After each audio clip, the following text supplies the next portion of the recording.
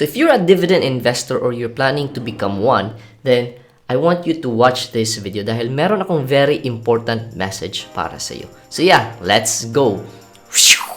Hi guys, Yupilo here, and few days ago I attended a personality development seminar. Tapos dun sa seminar na yun, may na-meet akong isa sa mga subscribers ko here in this channel, Yupilo.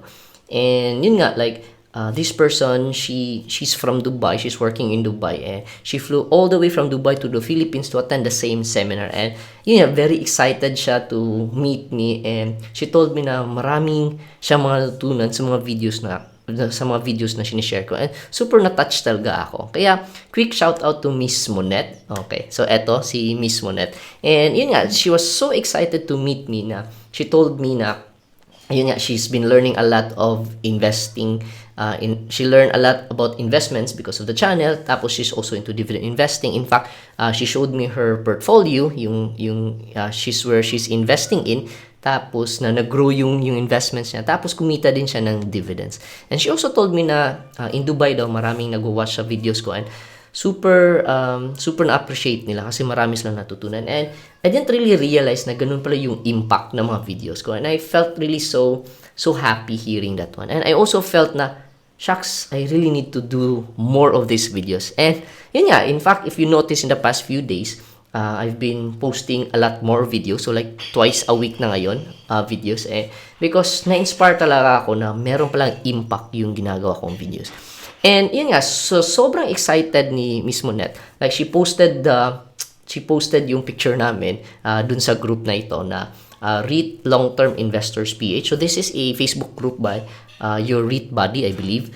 Tapos sobrang na-touch ako kasi dun sa post nila, may mga nag-comment din like, uy, Lodi ko yan si Yupilo. So sobrang na-touch ako. And by the way, quick segue lang din. If you're looking for a group na maganda in terms of fundamental analysis, in terms of REITs, then I highly suggest na mag-join kayo dito sa group na REIT Long-Term Investors PH by Your REIT Buddy. So, sobrang solid ng mga content. In fact, marami akong natutunan in terms of fundamental analysis dun sa group na yun.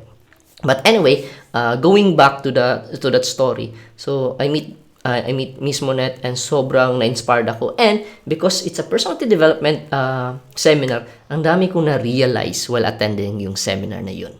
At dun sa seminar yun, it got me thinking, ano ba yung reason talaga kung bakit gusto kong maging dividend investor?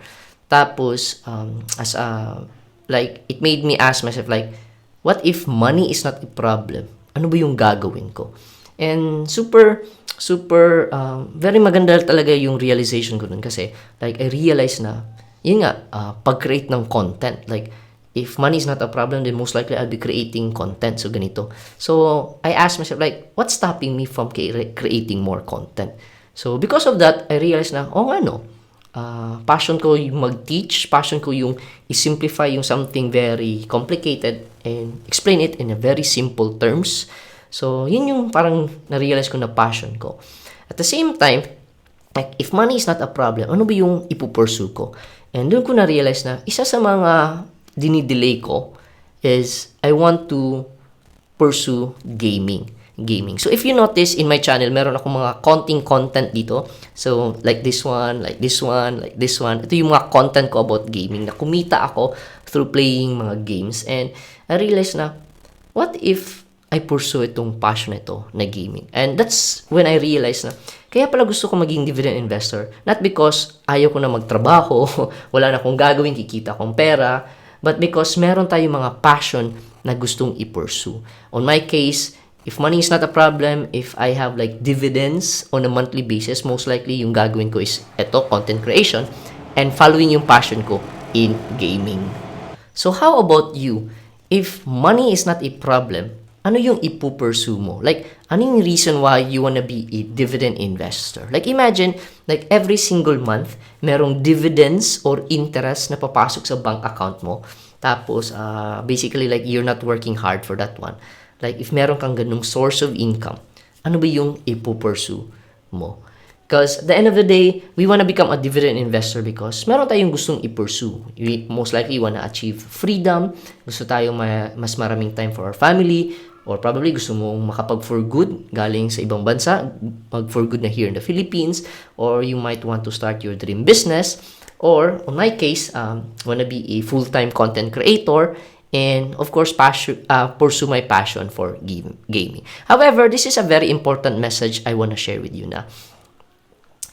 Yes, yan yung ultimate goal, but it doesn't have to wait that long. Because ako personally, gaming, like, parang nagpo-procrastinate ako following it kasi gusto ko maging lodi pa muna maging living on dividends and interest before ko i-pursue. But I realized because of that seminar na why not take a step going to that passion? Meaning, you don't have to wait long or you don't have to wait na maglo-lodi lifestyle ka na before you pursue your passion. But you can actually take tiny steps towards yung goal mo, towards yung dream outcome or dream lifestyle na gusto mo.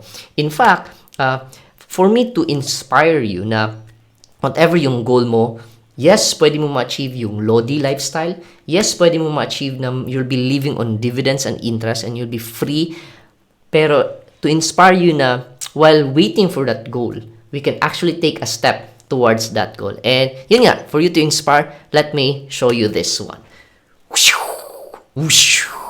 Welcome to S-Class Gaming with Tio Pilo. So, yeah, finally, I'm pursuing yung passion ko into gaming content creation. So, if you're someone also into gaming, into making money through playing games, so I have a brand new channel. You can check out S-Class Gaming. So, again, yung goal ko nito is that I wanna inspire you na whatever yung goal mo, we just have to answer this question like, if money is not a problem, ano yung ipupursue mo? Kasi that's what dividend investing can do for you. Once clear na yan sa'yo, yung goal mo in dividend investing, yan yung magpa-fund dun sa goal na gusto mong ipursue. At the same time, hopefully this video would also make you realize na, we don't have to wait that long. We can take tiny steps towards achieving your goal. So, check out itong setup ko for my S-Class Gaming.